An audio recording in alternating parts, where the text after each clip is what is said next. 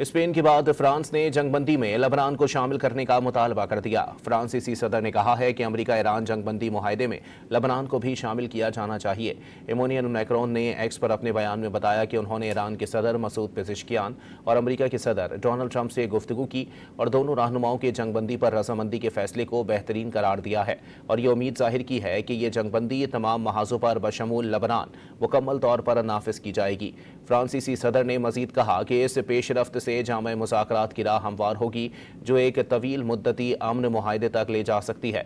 उन्होंने ये भी कहा कि फ्रांस मशरिक़ वुस्ता में अपने शराकतदारों के साथ करीबी राबते में है और अपना भरपूर किरदार अदा करेगा। मैक्रोन के मुताबिक उन्होंने इस मामले पर कतर, मुत्तहदा अरब अमारात, लेबनान और इराक के रहनुमाओं से भी बातचीत की है।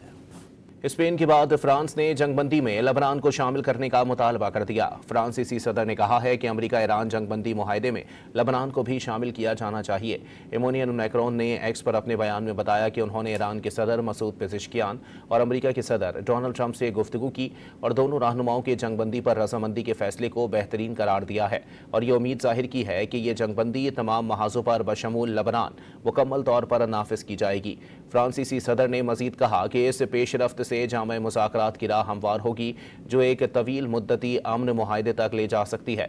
उन्होंने ये भी कहा कि फ्रांस मशरिक़ वुस्ता में अपने शराकतदारों के साथ करीबी राबते में है और अपना भरपूर किरदार अदा करेगा। मैक्रोन के मुताबिक उन्होंने इस मामले पर कतर, मुत्तहदा अरब अमारात, लेबनान और इराक के रहनुमाओं से भी बातचीत की है।